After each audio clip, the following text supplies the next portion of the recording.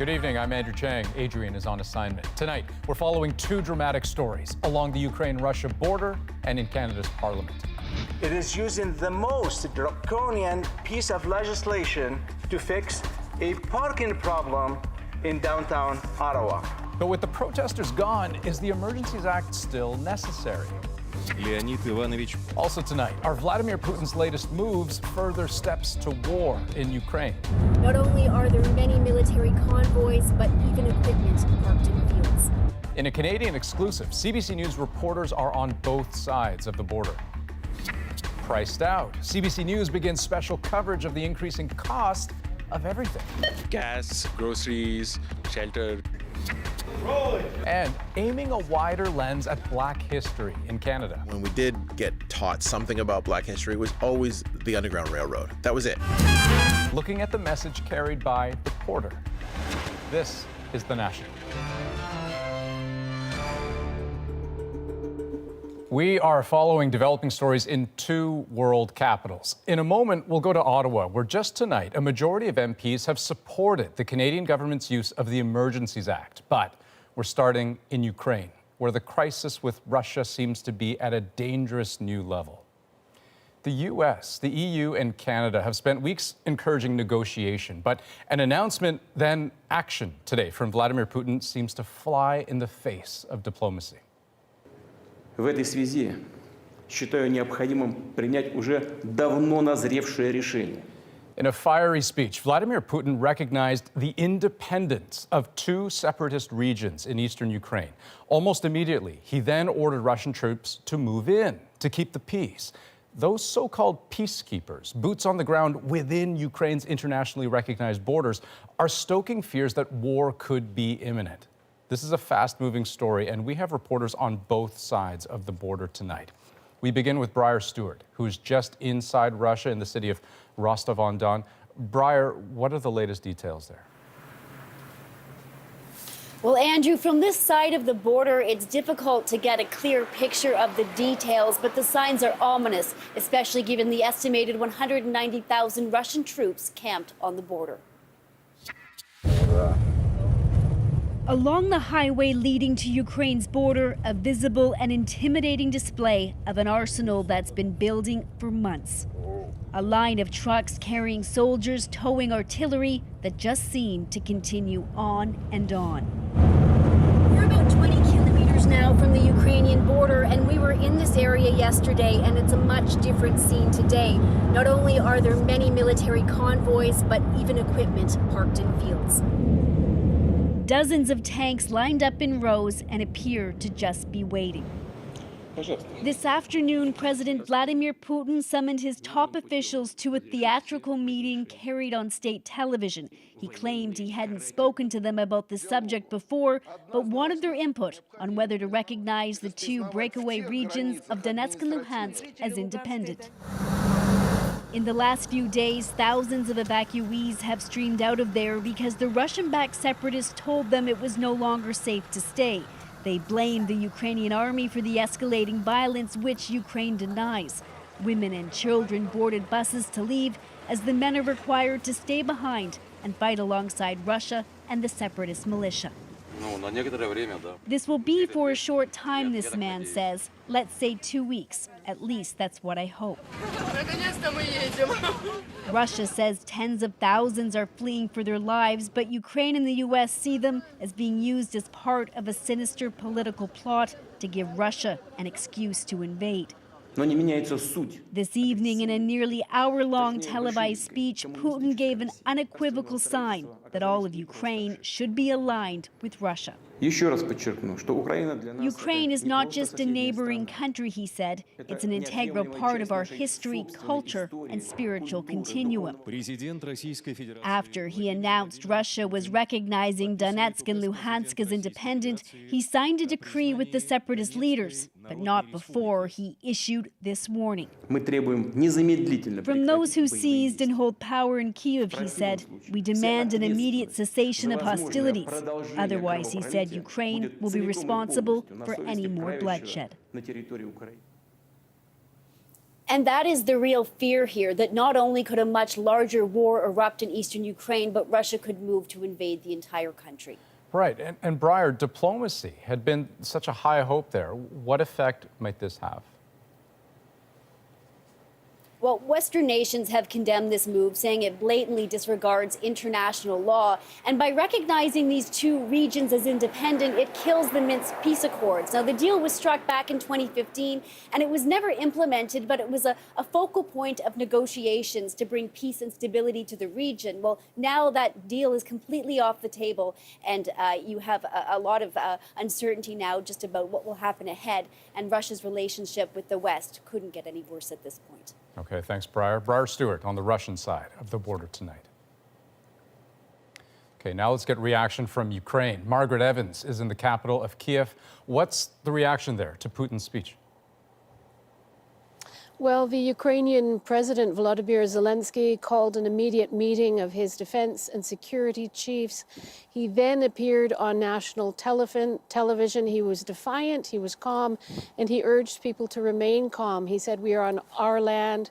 We are not afraid. We don't owe anybody anything, and we're not going to give anything to anyone." That's a clear reference to what Breyer was referring to there as comments from the Russian presidents referring to Ukraine as a Russian creation. He also said, not surprisingly, that Russian actions were clearly violating Ukrainian sovereignty, and he made a very specific call out to the allies of Ukraine to present what he called clear and transparent steps of support. He also spoke with the leaders of the United States, the United Kingdom, with Germany and France, and said he plans to speak also with the president of Turkey. So a lot of diplomatic activity here tonight, obviously, and not a lot of sleep for many, many people. Right, and on that point, Margaret, I mean, that gives us a sense of the official response, but what about from the point of view of people who live there? Yeah, you know, people, especially here in the capital in Kiev, have been trying to put on a really brave face, a calm face, all of these weeks, even months of people warning of an imminent invasion. And I think most people actually thought that the notion of it was so surreal, they couldn't even contemplate it. I think tonight they might be changing their minds because of this speech from Mr. Putin. And some of the people we've spoken to, even just last week, are saying, we think he is going to invade. We think he might even, these comments about will he go after the capital, they think he might even try that. Okay, thank you, Margaret. You are in Kiev tonight, but you spent most of the day in Kharkiv. That's a city just inside Ukraine's border with Russia. You will be back in the program a little later with more on that. Thank you. Now, world leaders have been engaged on this for weeks. We're going to go to Katie Simpson in Washington right now. Katie, can you tell us what you're hearing? Well, the United States had been expecting this and had warned Russia not to, so it was prepared to respond. President Joe Biden imposed new sanctions. They are limited, specifically targeting these two regions. They are separate from that sweeping package of sanctions that the U.S., Canada, and Western allies have been threatening to impose if Russia further invades Ukraine. So Russia's moves, then, are not being treated as full escalation here. Well, Andrew, it's certainly provocative, but we'll have to watch and see if that stronger package of sanctions will be triggered, because Putin is sending troops, he's calling them peacekeepers, into these regions. A senior White House official speaking to reporters said, for now, no. Canada's Foreign Affairs Minister Melanie Joly says Ottawa is following Washington's lead on this with similar targeted measures. This is clearly not the path of de-escalation. This is clearly not the path of dialogue and diplomacy. And we have said, along with our partners, with our allies, that this would be met with severe consequences. The UK, NATO, and other allies are all condemning Russia's actions. And as we speak, an emergency session of the United Nations Security Council is being held to discuss this crisis. Now, 24 hours ago, there had been a little bit of hope that there was some fresh runway possibly for diplomacy. President Biden and President Putin had agreed in principle to a meeting, but only on the condition Russia did not further invade Ukraine. That little window of hope, it seems to be shutting as these developments evolve quickly. Andrew? A lot has changed very quickly. Katie Simpson in Washington tonight. Thank you. Okay, we're going to go to Ottawa now. After more than 3 weeks of protest and disruption in the nation's capital and several days of debate over how it was ended, the government's decision to invoke the Emergencies Act will stand. We feel that this was a necessary choice, but make no mistake, we have every hope and intention to withdraw the Emergencies Act as quickly as we can. The vote to allow the Emergencies Act passed as expected with NDP support. Conservative and Bloc members arguing it should not have been invoked and that with protesters mostly gone, its sweeping powers no longer needed. The government, however, insists the state of emergency is not over and that protesters are regrouping and may yet stage more blockades. Rafi Boudjikanian has been on this story for weeks. Rafi, tell us about tonight's vote and how it played out. Andrew, a lot of bitter debate, often along the party battle lines you'd expect, though a couple of Liberal MPs did say they only went along reluctantly. Despite the Prime Minister's insistence, it was the only way. For the first time in weeks, the Prime Minister was able to take a walk just outside the House of Commons before again defending his decision to invoke the Emergencies Act. Law enforcement agencies relied on it to set up secured areas in downtown Ottawa and at border crossings. It prevented foreign money from continuing to fund illegal blockades. And it's making sure our borders remain open. A very different take from the official opposition. It is using the most draconian piece of legislation at its disposal to fix a parking problem in downtown Ottawa. When the protests started, some Conservative MPs voiced support, though the Conservative Party did call for the protests to end, but has not been on board with the Emergencies Act. Can the Prime Minister tell us what is the criteria for this emergency to be declared over, and on what date will he end these unprecedented and invasive measures? Some of those invasive measures can be directed at individual bank accounts. Two Conservative MPs say they have constituents who had their financial assets frozen after making small donations. CBC News has reached out to those MPs but has not been able to verify their claims. The RCMP says the only people targeted in this way are owners and drivers of vehicles who did not want to leave the area, and not a list of donors. It's important for all of us to be very, very careful to get our facts exactly right in each circumstance. And while most opposition parties voted against extending the act, the NDP supported the government, it says reluctantly. We are in a very difficult time for our nation. We believe very strongly that this has been a national crisis. So, Rafi, the Emergencies Act, it is staying for now, but there could be more drama ahead. Andrew, Conservatives immediately presented a motion to revoke the act with 20 MPs as signatories, but the House quickly rose and won't be back again until next Monday, so it wouldn't be surprising to see the Tories bring it up again at that point. Andrew? Okay, Rafi, thank you very much. You're welcome. We're going to get some analysis now from David Cochrane. David, the extension of the Emergencies Act, it could last for 30 days, but the standing promise has been to end it sooner, right, if the situation permits. What should we make of that, and when might that happen? Well, Andrew, it's really more now about conditions than it is about the calendar. Downtown Ottawa is clear, but there are still pockets of protesters in the city. And while the trucks are largely gone, they've regrouped in multiple locations in sort of the rural outskirts of Ottawa, and there's no guarantee they won't come back. So both the Liberals and the NDP cite that as a major concern. They want more certainty that the now open border crossings will stay secure, and they want to give the financial measures that they've invoked under this order more time to help deal with the dark money and the foreign money that's really funded a lot of this. Once those conditions are met, that's when the Liberals say they will willingly revoke this order. Of course, it could happen sooner if the NDP decides it will no longer support it and decide to vote against it in the House of Commons. Right, and while there's a peace and order component to all of this, there's also the political component. So what are the ramifications there for the Prime Minister, do you think? Yeah, well, Justin Trudeau's already cleared two big hurdles. I mean, first, he won the vote tonight. That's kind of important. And two, he's invoked the Emergencies Act and the emergencies orders, and the blockades have ended. So whether it's justified or not, it appears to have worked. The risk now is how long are they sustained, and can their political opponents, especially the Conservatives, prosecute the argument that this is essentially a vast dictatorial overreach? So the battle for Wellington Street is largely over, Andrew. The battle for the hearts and minds of voters, that's going to continue. David Cochran, thank you very much. You got it. Now, on the streets of Ottawa today, people are still getting used to the return of calm and quiet. Ellen Morrow is there for us. Ellen, how do things look tonight? Well, Andrew, we're just a block south of the Parliament buildings, and as you can see, there's still a heavy police presence in downtown Ottawa, but there's also relief in this city after 3 difficult weeks and some signs of life inching back to normal. There you go. Thank you so much. At this downtown Ottawa coffee shop, it's finally business as usual. Relief, definitely. I went for a drive and a walk downtown just to feel just see how it feels. The shop at one point closed completely. The CEO of the company said protesters threatened staff. The city's changed a little bit, I believe.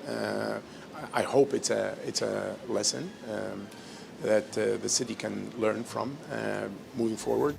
After 3 weeks of this, described by police and residents as an occupation of Ottawa, that feeling of relief hangs over the downtown core. It's been non-stop the noise and frustration of not being able to do anything and go anywhere. So. To see the police presence, to walk into work calm, do you know what I mean? Like yesterday was a little, because they were clearing things out. It's kind of nice. The size of the so-called secure zone was reduced today, but the blocks closest to Parliament Hill remain fenced off, and police checkpoints still dot Centretown streets. There's no timeline for when this police presence will be gone. As long as they're needed, as long as they feel that there's a threat to the community. Today, dozens of trucks seemingly tied to the protest sat in a parking lot less than an hour away from the city, while downtown, this small group protested outside the War Museum. And I'm gonna stand till my last breath. But mainly the streets are quiet. Ottawa's mayor says the police operation will top $20 million on top of the lost trust of many Ottawa residents. It was clearly a failure on the part of myself and our council and many others. Now the city tries to get back to normal. This bar reopened tonight. Looking forward to our staff getting back to work. They're desperate to get back here. So are their customers. Okay, so cautious relief, if we can call it that. Ellen, what's the latest on the police investigation? Well, Andrew, police updated the numbers today. 196 people have been arrested. That's a few more than we knew about this time yesterday. And 110 people are facing charges. Police say the investigation, Andrew, is going to go on for months. Tomorrow, 2 of the organizers of the protest, Pat King and Tamara Leach, are expected to appear in court, where we're expecting to learn whether or not they'll receive bail. Ellen Morrow in Ottawa tonight. Thank you very much. Well, to other news now. As of April 1st, England will drop all COVID-19 restrictions. In fact, some changes will be coming much sooner than that. Abby Kuga-Dawson fills us in on the big restriction being dropped this Thursday. Prime Minister. A return to normal life. That's what British Prime Minister Boris Johnson promised in Parliament today. We will remove all remaining domestic restrictions in law. In this London restaurant, mixed feelings on what the PM is serving up. I can't tell you how much I'm happy. I'm so glad I finished all of the restriction. It's a big worry, but obviously we do have to go back to normal at some point. But I don't think it's right. The biggest concern for vulnerable people like Shani Donda is that infected people will no longer be legally required to self-isolate. As a disabled person, throughout this pandemic, I've just continually felt that my life doesn't matter. Shani was born with brittle bone disease and has reduced lung capacity. She's had COVID before, but worries another infection could be deadly. You don't know who might be vulnerable, who's standing next to you. When all the restrictions are going to be lifted, we're relying on other members of the public to do the right thing. More than 65% of people in England have their booster shot, and the hospitalization rate is trending downward. But some medical experts urge caution. So the idea that it's innocuous and we can just treat it like a cold, it's a bit premature for that. I'm concerned that we'll end up with a variant that will be able to put more people in hospital, maybe more transmissible. The PM is pressing ahead. This virus is not going away, but it is the day when all the efforts of the last 2 years finally enabled us to protect ourselves whilst restoring our liberties in full. Opposition MPs lashing out at Johnson, accusing him of rolling back restrictions to shore up Tory support amid the Partygate scandal, that he's prioritizing his own political survival over the lives still at risk in this pandemic. Abby Kuwadasan, CBC News, London. Well, Canadians are paying more for just about everything. So tonight we are kicking off special coverage that looks at why, starting with your grocery bill. They're going up pretty significantly, which is really hard when you're on a fixed income. Next, from the farm to your shopping cart, we follow the food to find out why prices keep going up. This year is unprecedented. Plus, the concern over how more and more people are trying to get a good night's sleep. I couldn't tell you now what the dosage is.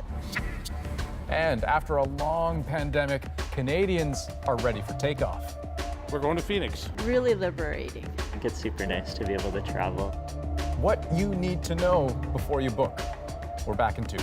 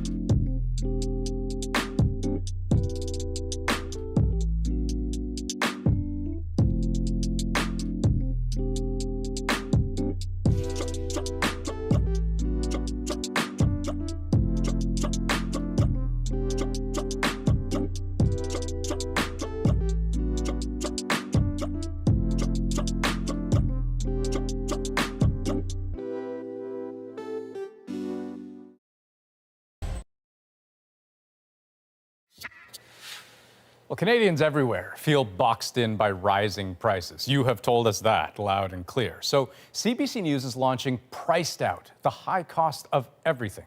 Our special coverage in the coming weeks will fill you in on what's behind the surge, what to expect, and what the possible solutions might be. In a moment, we'll show you the forces blowing up your grocery bill. But first, Peter Armstrong meets Canadians who are feeling priced out.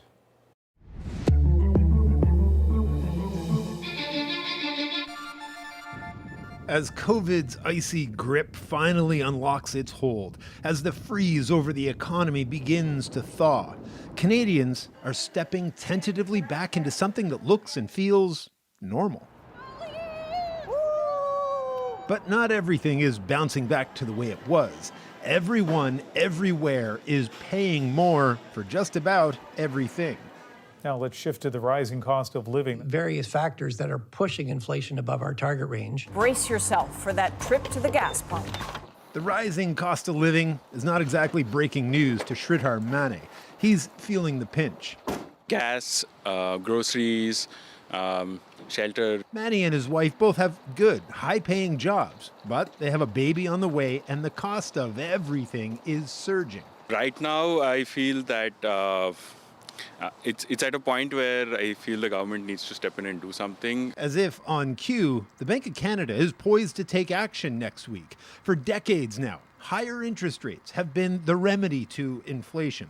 Higher borrowing rates slow the economy, inflation cools down. But look around. What's driving higher prices? Food, gas, shelter? Sure, higher interest rates may cool off Canada's absurd housing market, but will an extra quarter point in borrowing costs somehow unclog the world's snarled supply chains? Will it drag down the global price of oil? And if not, what can be done? Well, there's a host of other solutions that literally put money in your pocket. Childcare is one of them. This economist says the real problem's affordability for Canadian workers, families, and seniors. So instead of raising borrowing costs, she says lower their cost of transit, build more affordable housing, and subsidize post-secondary education. There's like a relatively short list of things you could reduce the cost of and improve the quality and access to, and you are literally putting money in people's pockets. Besides, raising interest rates means people like Vernon Zetto will get squeezed even more. So I would ideally like to be able to buy a place on my own. Zetto's hunting for a house to buy. He's 30 years old with a decent job, but he's living with his mom trying to save up for a down payment.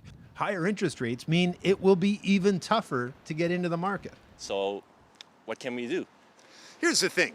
Inflation will likely cool this year, but even once it does, it's not like those prices are going back down again. So, over the next couple of weeks, CBC News will be bringing you stories from across the country, from people priced out, the impact that's having, and where we all go from here.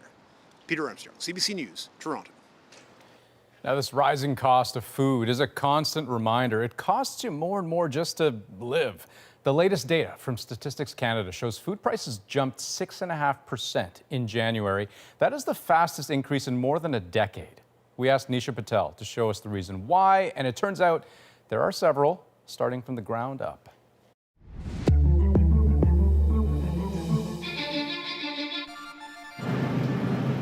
It's been tough to ignore the sudden rise of food prices. They're going up pretty significantly, which is really hard when you're on a fixed income. For shoppers like Deborah Lima, the reasons aren't clear. So yeah, I don't know what it's due to.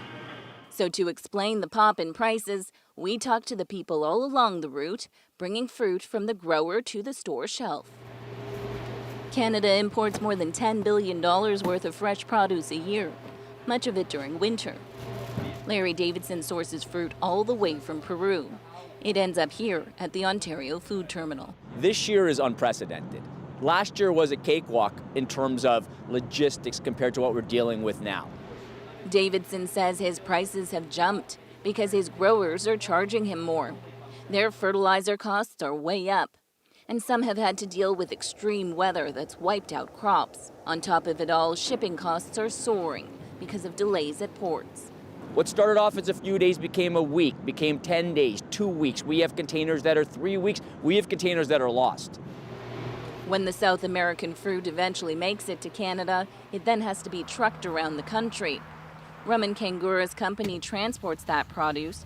He has to pay drivers more these days just to get someone behind the wheel. Finding good workers is really trouble right now.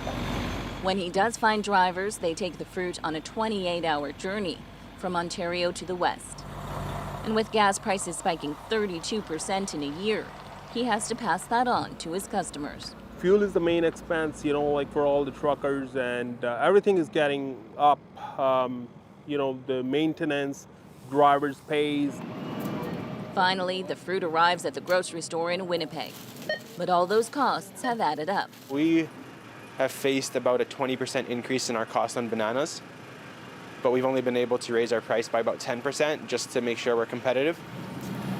Produce manager Tarek Zeed says for his small store, high costs are tough to swallow. It's a constant pressure, but we've been doing our best to manage it the best way we can. Experts say there's no quick fix, So for the shippers, the truckers, the grocers, and the shoppers, the pain in the pocketbook is likely to last in the months, maybe even years to come. Nisha Patel, CBC News, Toronto. There is more special coverage coming your way as we investigate the painful return of higher inflation. You should watch for our stories on being priced out. And we continue to keep a close eye on the situation in Ukraine tonight. Next, we're going to take you to a city near the Russian border where some are already preparing for an invasion. We are young, we have families. Are you afraid? I'm just disappointed. Yeah, afraid. Little. Sorry. Watching and waiting in eastern Ukraine. Margaret Evans reports from on the ground right after the break.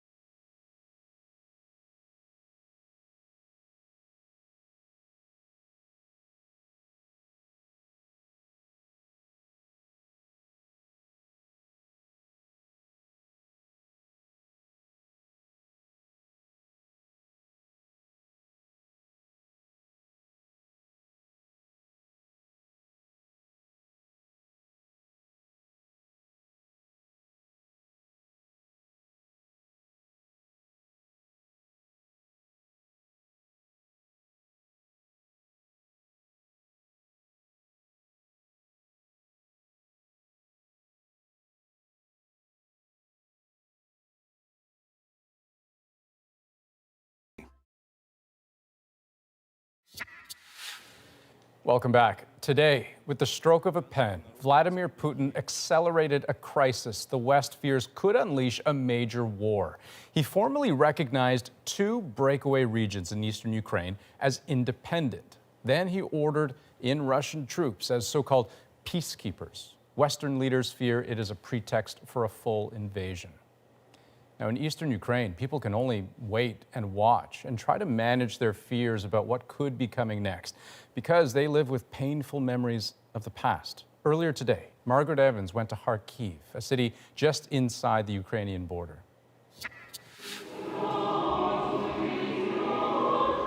The Annunciation Cathedral in Kharkiv. Once one of the largest in the Russian Empire, now living and breathing in modern-day Ukraine. Prayers scribbled in candlelight and whispered confessions, time-honored traditions offering solace in times of trouble. Kharkiv lies just 40 kilometers from the Russian border, and it's hard to ignore talk of a pending invasion. I'm not afraid of because I'm afraid of God only. The city is Ukraine's second largest, and most residents are native Russian speakers. When Russian proxies declared 2 breakaway republics in Ukraine's Donbas region in 2014, there were fears Kharkiv would be third. Instead, the city took in refugees from the fighting, many still here 8 years later in camps like this one. Not ideal, but a home. Lyudmila Petrenko lives here with her husband and 3 children, one of them with Down syndrome. They fear history is repeating. The first time we left with just 2 bags, she says. We really don't want to experience anything like that again. Much of the city feels as normal, but some people are preparing for the worst just in case. Here, volunteers teach rudimentary first aid to those who want to learn. Anastasia Parmesan is struggling. We are young, we have families. We feel bad about it. Are you afraid? I'm just disappointed. Yeah, afraid. Little. Sorry. It's okay. In Ukraine, the living still carry the dead. And over the weekend here, there were memorials for those killed in 2014 when police opened fire on demonstrators in Kiev protesting the pro-Russian president who eventually fled.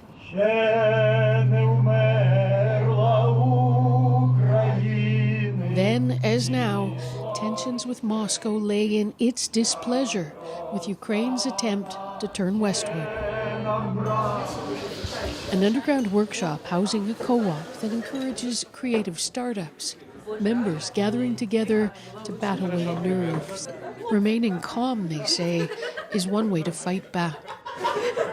Katerina Paraverseva is another Donbas refugee, the child of a Russian father and Ukrainian mother. In a city like Kharkiv, she says, people like her are being forced to choose an identity. After beginning of war, I decided that I kill Russian inside me and became the full Ukrainian. The graphic designer and photographer says she speaks only Ukrainian now and that she won't run again. Because I lose one city and I'm not ready to lose another. In the deep foundations of any city, there will always be cracks, perhaps here more than others. But there is also unity and strength that comes with it. Now, Margaret got back to Kiev a few hours ago. Can we pick up on one of the things you raised in your story, Margaret? This idea of having to choose an identity. Well, that's right, Andrew. I mean, a lot of people in Kharkiv have relatives on both sides of the border. In Russia, some in those breakaway republics, and of course in Ukraine. And they feel conflicted. There's a lot of tension even between families. But 2 of the young women that we spoke to today said, even though they are native Russian speakers, they are now consciously choosing to speak Ukrainian because they're so angry about what's happening. And one of them actually described it as an act of patriotism to display her support for Ukraine and its independence. And Margaret, when we hear about Russia conducting a hybrid war, can you explain what exactly is meant by that? Yeah, people in Kharkiv are really worried about that because there are so many people who read Russian newspapers. They're interacting on social media in Russian. They think they're more subjected to Russian propaganda from the Kremlin. But more than that, they think that it's already working in a sense. People are so worried about a possible invasion. They're staying inside. They're not going about their life the way that they normally would. And so the economy is suffering. They're suffering psychologically, and that has the potential to destabilize Ukraine. And that's what they think is already happening. You will continue to be our eyes and ears. Margaret Evans in Kiev tonight. Thank you. You're welcome. CBC News is the only Canadian news organization with journalists on the ground in both Russia and Ukraine. They will continue to bring you coverage on this developing story on all platforms, including right here on The National. And when we come back, as Canada prepares to ease its travel rules, Canadians are already booking abroad. We're going to Phoenix. It's super nice to be able to travel. But next, what you may want to consider before planning that next vacation.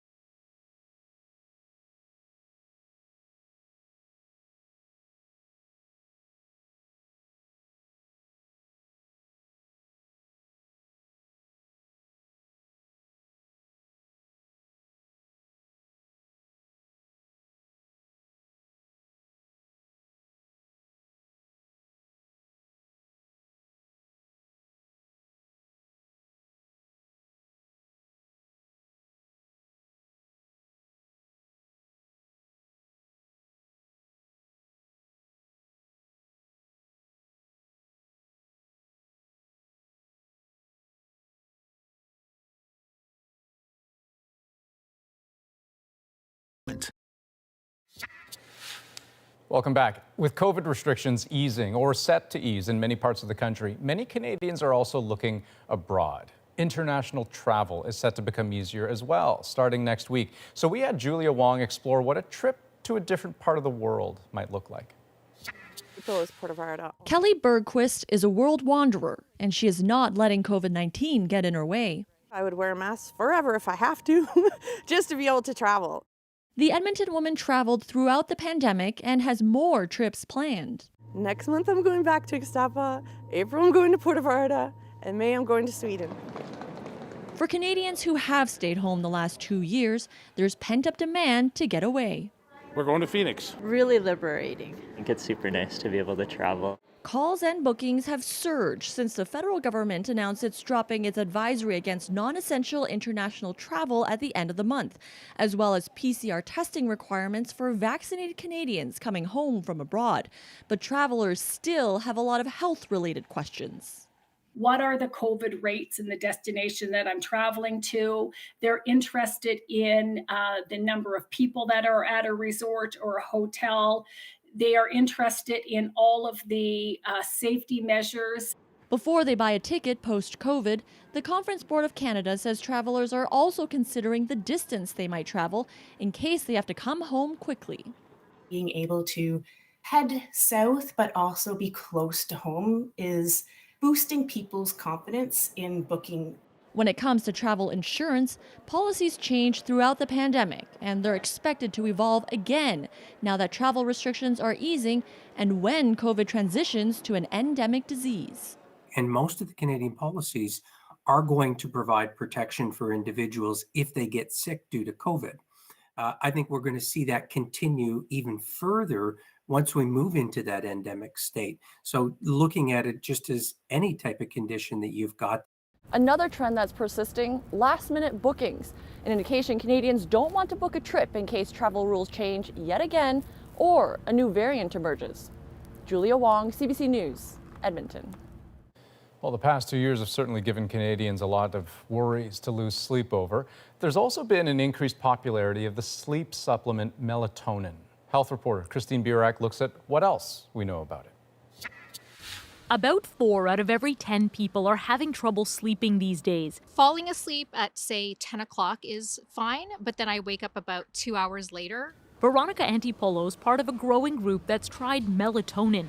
Usage is still relatively low, but a newly published American study found the number of adults taking melatonin supplements has significantly increased over time, and they reported using higher doses, raising possible safety concerns. I couldn't tell you now what the dosage is, but yeah, I will say I'm guilty of, okay, maybe I'll just take a couple more because I feel extra awake. You're going to have more problems with side effects like dizziness, nausea, headaches, muscle aches. Have you ever taken melatonin? No, I haven't. Pharmacists say less than a milligram of melatonin can help some people, but evidence shows unregulated supplements can contain 5 times what's on the label.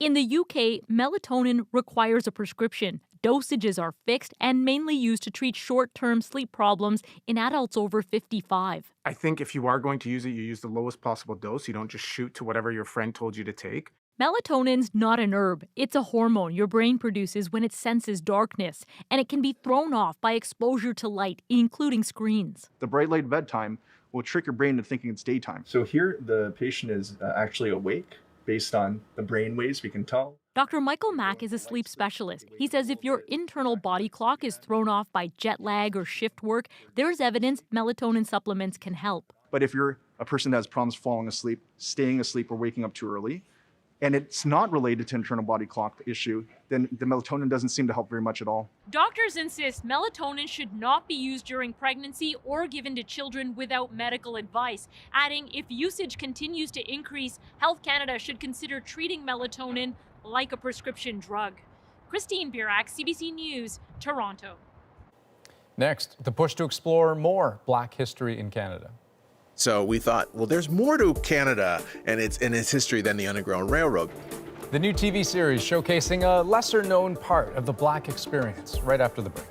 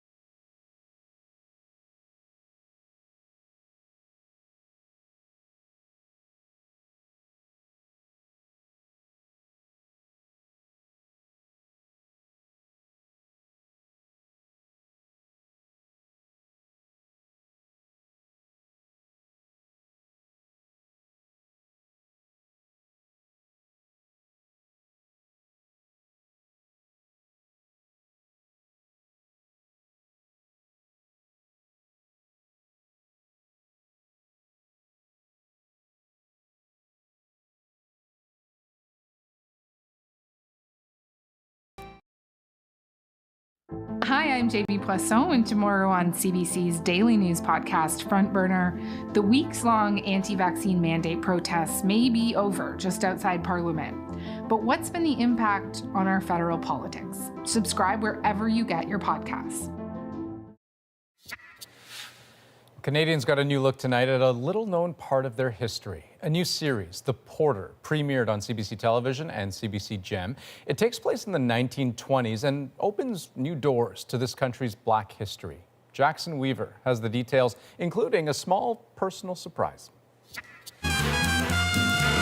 Jazz, gangsters, and rum running, all parts of The Porter, a new drama series from CBC and BET, and a rare showcase of Black Canadian stories on screen. Nice, and cut. Hey, Paul, can we hold that 1 second? And putting that history in a TV show, inspired by the lives of train porters in the 1920s and created by a nearly all-Black cast and crew, is making history of a different kind. I couldn't be any more prouder. We're seeing a show from a Black perspective, which I think is kind of rare. If I wanted to get the porters into a union, what's the first thing I should do? Those porters fought to create North America's first ever Black labor union. But while reporting the story, I made a personal discovery of my own. A newspaper article showing that my grandfather was a porter too. This part is being reordered. This filmmaker says that surprise is a symptom of a larger problem. Too often, Black history in Canada focuses on one thing: slavery. When we did get taught something about Black history, it was always the Underground Railroad. That was it. There are these huge omissions that really color your sense of history. To help fix that, Sud Sutherland is making a new documentary of Black Canadian stories, part of a growing push of productions uncovering and celebrating untold parts of this country's past.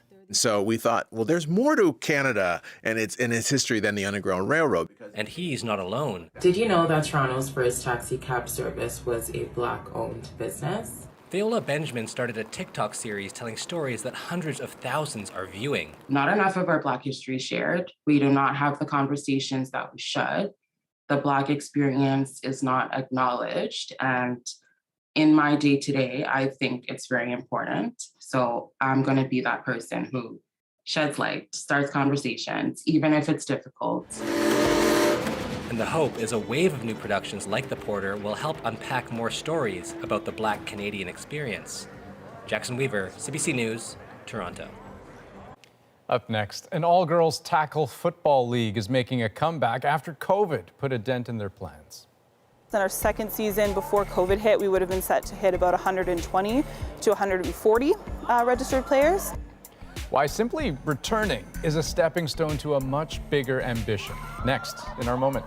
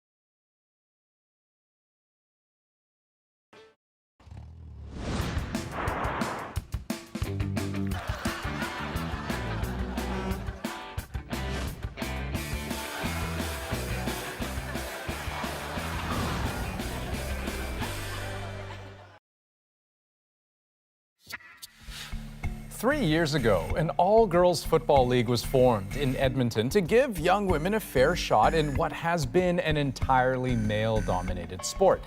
But after just one season, the league, like so many things, was sidelined by COVID. Now, though, the league and players are ready for a comeback. It's our moment. Since we started our girls tackle football division in 2018, so our first season we finished with 52 or 48 registered girls, and our second season before COVID hit, we would have been set to hit about 120 to 140 registered players. This year, honestly, we don't fully know what to expect. We're just looking forward to running really our second official season since we've had the last two off. There hasn't been that opportunity in the last however many years football has been around for girls to really feel included and have a safe space and a comfortable space for them to participate. I like that it's just like a family. You can make families out of it and you can just have fun with it and forget all the troubles that you have. I've been playing football since grade 10. I started playing flag for high school, and then I actually joined the inaugural season halfway through. You don't really see too much females in the sport of football, so I think it's super important for us to get together, and so hopefully in the future, there's varsity teams, there's professional teams for women. Indeed, that's so great. And you know what? I think they're going to look back on the timing of COVID and think, boy, that was really rotten timing. But I can't help but think the timing of the comeback is pretty good, right? On the heels of the Olympics, at a time when a lot of Canadians are thinking about sport, maybe more young people thinking about chasing their dreams. That's The National for this February 21st. Hope you have a great night.